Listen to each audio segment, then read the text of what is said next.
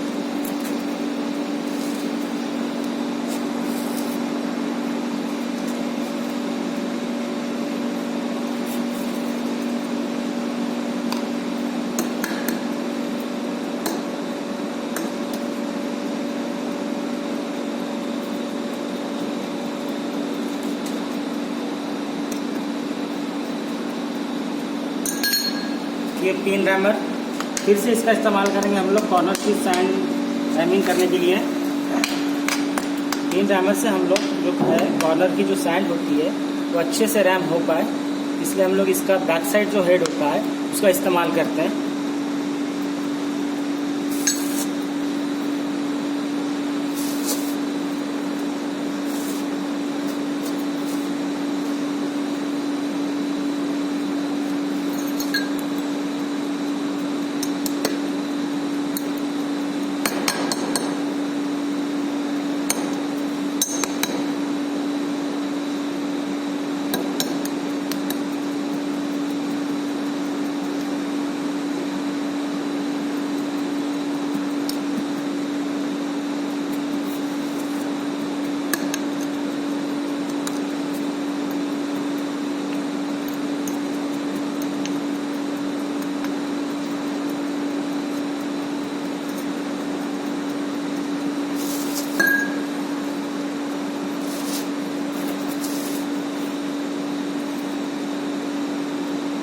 हमने आपसे कहा था कि जैसे हम नीचे का जो बॉक्स हमने सैंड फिल की थी ना, कि प्रॉपर लेवल में क्यों फिक्स करना है, माने लेवल तक हमें सैंड क्यों फिल करना चाहिए, इसलिए कहा था क्योंकि जो हमारा ड्रैग बॉक्स है हम लोग बाद में क्या होता है फिल होने के बाद उसको पलटा देते हैं और बाद में कोक रख के ऊपर से हम रैमिंग करते हैं। अगर वहाँ गैप होती तो क्या होता है, ये हमारा पैटर्न भी अंदर जाता है, नीचे की सैंड भी अंदर जाती है और ऊपर से ज़्यादा सैंड फिल हो जाता है।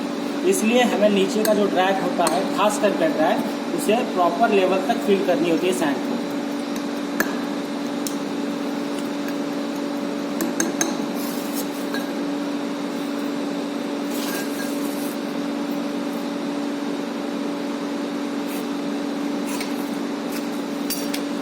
यह है ट्रैवल, इससे अभी मैं लेवल कर रहा हूँ।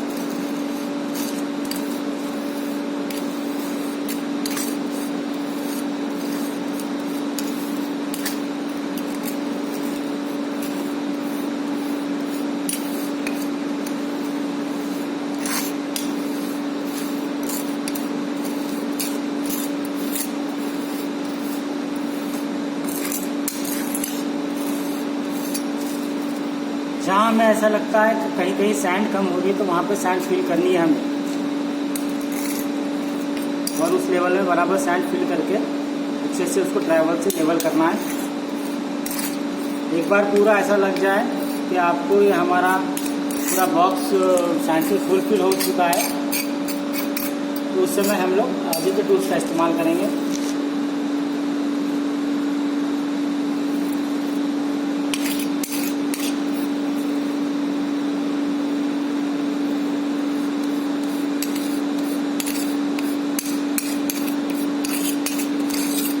ठीक है, तो अभी तक हम लोगों ने 5 टूल का इस्तेमाल किए थे। यह है फ्लैट रैमर, जिसको हमने सैंड को अच्छे से बाइंड करने के लिए इस्तेमाल किया था। उसके बाद है ये पिन रैमर, जो कॉर्नर के एजेस होते हैं वहाँ पर इसका इस्तेमाल करना है हमें, वो सैंड अच्छे बाइंड करने के लिए। ये स्ट्राइक ऑफ बार आपको बता दिया था कि इसका लेवल के अतिरिक्त जो सैंड होती है उसे बाहर निकालने के लिए इसका काम होता है। इसके बाद में ये ट्रैवल्स, जहाँ पर सैंड कम होती है वहाँ सैंड फिल करके हमें उसे लेवल करना है। ये है आपका 5वां टूल, स्क्रू पिन। ये रनर राइजर के लिए इस्तेमाल होता है। यहाँ से हम ये बाद में बताएंगे आपको ये कैसे इस्तेमाल होगा। इसके बाद ये 6ठा टूल है आपका, यह है वेंट रॉड। वेंट रॉड के बारे में बता दिया था मैंने आपको। वेंट रॉड का इस्तेमाल कब होता है? जब हम मेटल इसमें पोर करते हैं, यानी मेटल डालते हैं, जो गैसेस फॉर्म होती है, वो गैसेस को बाहर निकालने के लिए हम लोग इस वेंट रॉड का इस्तेमाल करते हैं। प्रॉपरली यहाँ पर उसको अच्छे से एंड तक इसको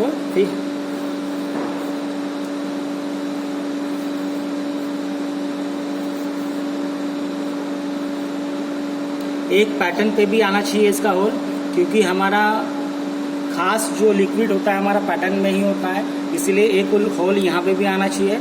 और अगल बगल में कम से कम 10-15 होल कर दो वेंट रॉड से, जिससे कि हमारा जो कास्टिंग है वो कास्टिंग में कोई डिफेक्ट ना आ सके, और जो हमारी गैसेस है वो इस वेंट रॉड होल्स के द्वारा बाहर निकल जाए। ठीक है, अब क्या करना है हमें? इस स्क्रू पिन को बाहर निकालना है। ऐसे इजीली घुमाते हुए क्या करना है, इसे बाहर निकालना है। ये दोनों पिन आपकी बाहर निकल चुकी है। अब किसको रनर बनाना है और किसको राइजर रखना है, ये हम पे डिपेंड होता है। हमें अगर जिस होल को रनर बनाना है उसे क्या करना है, हमें कप बनाना है, कप जैसे शेप देना है।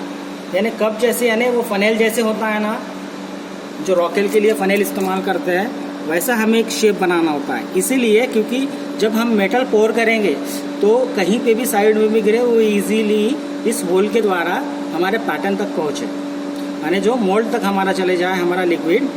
इसीलिए हम लोग इसको क्या करते हैं, फनेल जैसे शेप कन्वर्ट करते हैं। ओके, अब ये हो गया। अब हम लोग क्या करते हैं, ड्रैग और कोप को दोनों को अलग अलग हिस्सों में डिवाइड कर लेंगे, इसको बाहर निकाल लेंगे हम लोग। ओके, और इसको साइड में रखेंगे।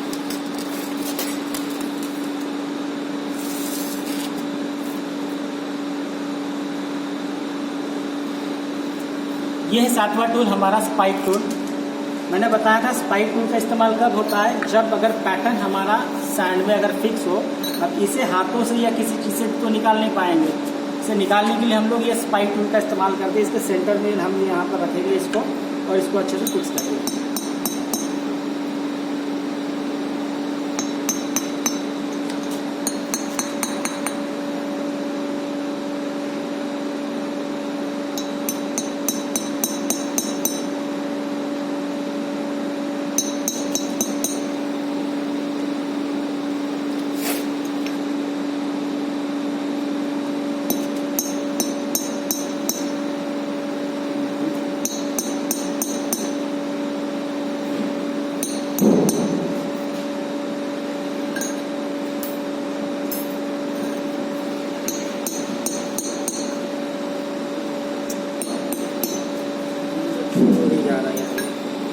देखो, हमने अभी ये पैटर्न है, ये इससे निकाल लिया है, यहाँ पर फिक्स किए थे हमने स्पाइक टूल, और पैटर्न बाहर आ चुका है।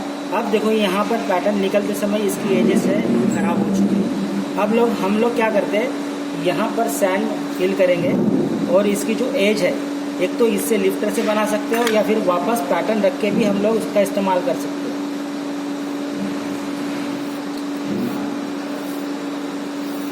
ठीक है, तो यहाँ पर हम लोग ये लिफ्टर का इस्तेमाल कर रहे हैं, और लिफ्टर को यहाँ पर रखते हैं हॉरिजॉन्टली, वर्टिकल रख के हम लोग क्या कर रहे हैं, यहाँ पर उसका जो एज खराब हो गई थी हमारी पैटर्न निकालते समय, उस एज को हम लोग क्या कर रहे हैं, रिपेयर कर रहे हैं। ठीक है, ये एज रिपेयर हो चुकी है। उसके बाद हमारा जो नवा टूल मैंने बताया था गेट कटर। गेट कटर यानी देखो ये एक मेन हो गया आपका रनर और ये राइजर। मेटल यहाँ तक आके रुक चुका है और यहाँ से हमारा ये जो हमारा मोल्ड है यहाँ तक जाने के लिए हमें क्या करना होगा, यहाँ से गेट बनाना होगा। तो हम लोग क्या करते हैं, यहाँ से इस तरीके से एक नाली जैसा गेट बनाएंगे।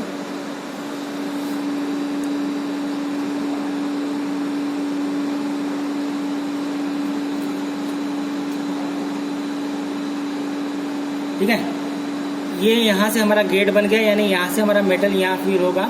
और यहाँ से अभी राइजर में आने के लिए हमें सेकंड तरफ से, मैंने दूसरी तरफ से भी हमें उसी तरीके का गेट बनाना है।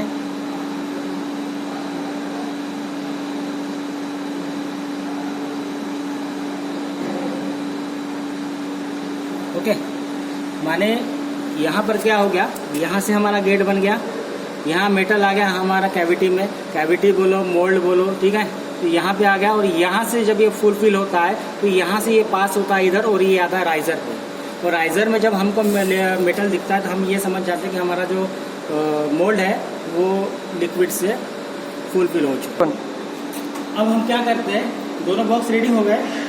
ये जो हमारा कोप है, कोप को फिर से वापस जिस पोजीशन में था ये, उस पोजीशन में हम लोग यहाँ फिक्स कर देते हैं।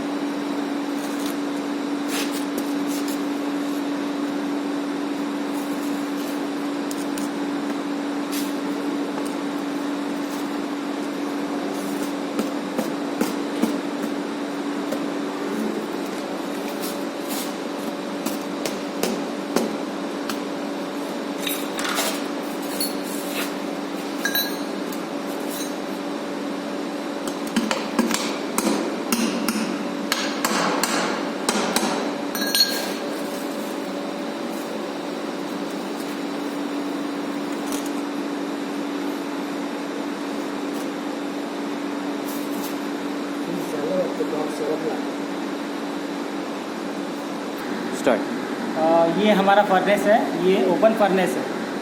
ओपन फर्नेस यानी ये खुली जगह पर होता है। ये जो इसके बीचों बीच ये जो दिख रहा है हमारा पॉट, इसे कहते हैं क्रूसिबल। क्रूसिबल में ये स्टैंड फिक्स किया हुआ है। क्रूसिबल के अंदर में हमने एल्युमिनियम मेटल जो मेल्ट होने के लिए हमने रखा है, ये क्रूसिबल पॉट के अंदर में वो मेटल हमने कौन सा इस्तेमाल किया था, एल्युमिनियम। और ये हमारा ओपन फर्नेस। ओपन फर्नेस यानी ये खुली जगह पर होता है, जैसे कपोला वगैरह देखा है आपने, वैसे ही ये हमारा ओपन फर्नेस है। यहाँ पर हम लोग जैसे एल्युमिनियम, ओपन फर्नेस में क्या होता है, हम जो ज़्यादा जो टेम्परेचर वाले जो जॉब होते हैं हमारे, जो मेल्ट होने वाले, उसे यहाँ मेल्ट नहीं किया जाता, क्योंकि यहाँ का जो टेम्परेचर क्या होता है, खुली एटमॉस्फेयर में डिवाइड होता है। इसलिए हमें लो टेम्परेचर के जो होते हैं मेटल्स, वही हमें यहाँ पर मेल्ट करने थे। जैसे कि एल्युमिनियम हमने मेल्ट किया है, इसका मेल्टिंग टेम्परेचर जो होता है वो 750 डिग्री सेल्सियस होता है, ठीक है। तो ये तकरीबन अभी ये मेल्ट हो चुका है। हम लोग अभी क्या करेंगे, इसके अंदर जो कार्बन होता है, कार्बन कंटेंट यानी जो स्लैग होता है, उस स्लैग को देखते हम लोग, अगर स्लैग हो तो हम लोग स्लैग को रिमूव कर देंगे यहाँ से।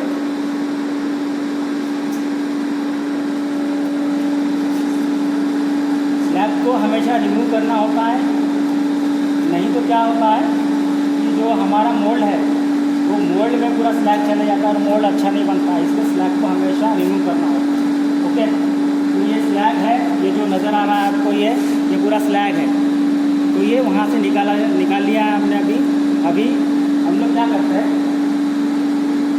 पॉट को हम लोग जहाँ हमारा मोल्डिंग बॉक्सेस है वहाँ लेके जाएंगे और हम लोग जो मेटल है हमारा उसमें पोर करेंगे। स्टार्ट। अभी हम लोग यहाँ पर क्या कर रहे हैं, मेटल को मेल्ट तो कर लिया हमने फर्नेस में। हम लोग अभी ये मेटल को पोरिंग सिस्टम कर रहे हैं, माने जो रनर है हमारा, रनर में हम लोग इसको क्या करेंगे, फिल करते रहेंगे। ये जो दिख रहा है आपको मेटल जो दिख रहा है, ओके, यानी हमारा मेटल देखो यहाँ से गया भी और राइजर से निकला भी।